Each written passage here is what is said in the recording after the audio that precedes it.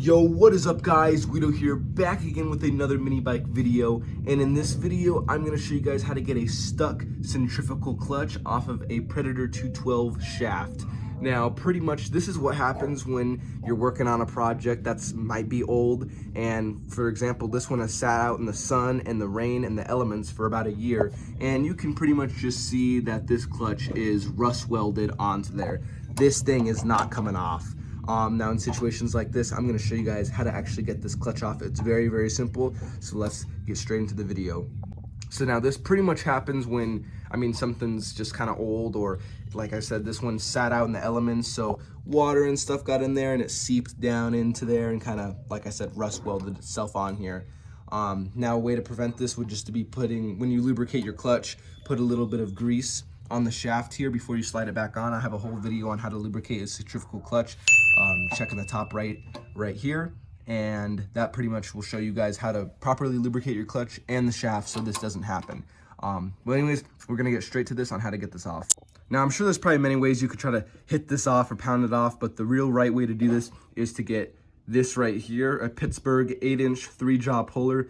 This works great. Now this is for like an engine puller, for like a pulley puller. So like if you have like, I don't know, for example, like a water pump pulley or something like that, if it won't come off, you can use this and boom, pull it off or whatnot. But pretty much this works great for centrifugal clutches that are stuck on here. So I'm gonna show you guys how to set it up and how to get this off.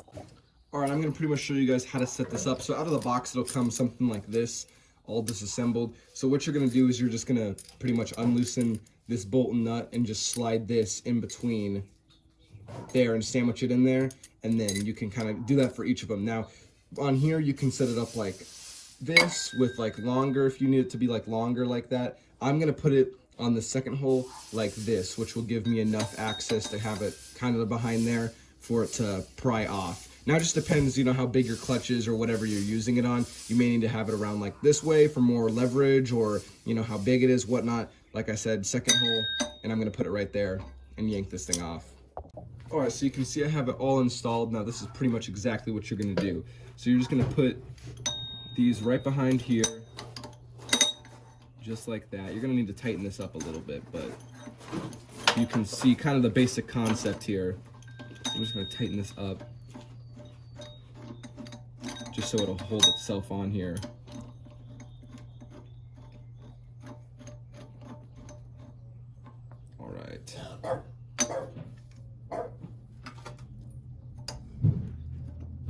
All right, so now I have all three on there, so you can see kind of how this is pressed on here like that. So just like this.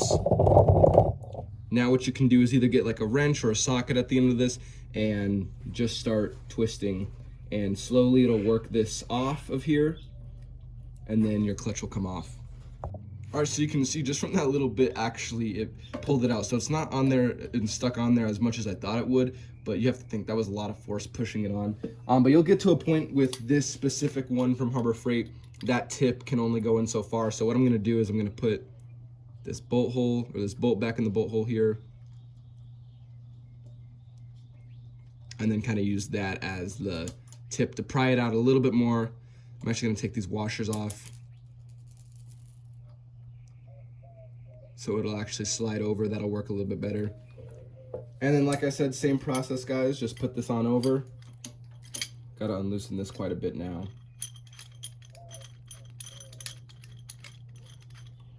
But yeah, fairly simple. Like I said, there's probably another way you could do this, pounding it off with a hammer or whatever, but I would probably say this is just the most easiest, and you don't have to, make too much noise, I guess.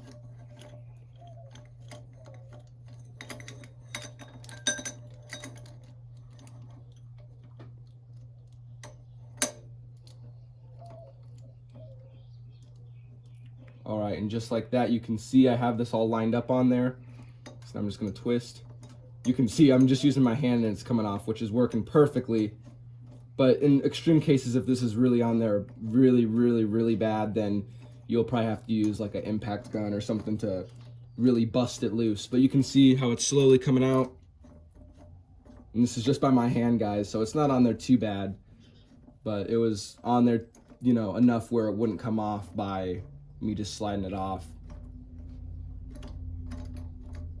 And plus this makes a good video on how to show you guys how to do this.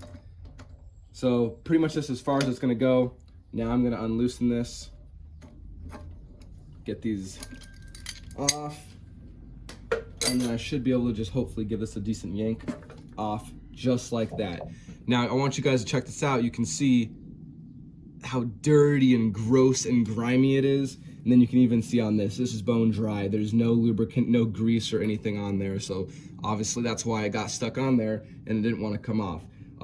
So like I said, make sure you guys watch my centrifugal clutch lubrication. I show you guys how to completely lubricate your clutch properly so it doesn't wear out prematurely, or sometimes what will happen is it'll make a really bad bell sound, or it'll kind of like, it will kind of jam up and stuff like that. And greasing your clutch will 100% prevent that. And also to grease your shaft too, because obviously what happens is it just gets stuck on there. So that's how you guys get a centrifugal clutch off of a Predator 212 motor or any motor. I hope you guys enjoyed. Make sure you guys comment, like, and subscribe, and peace.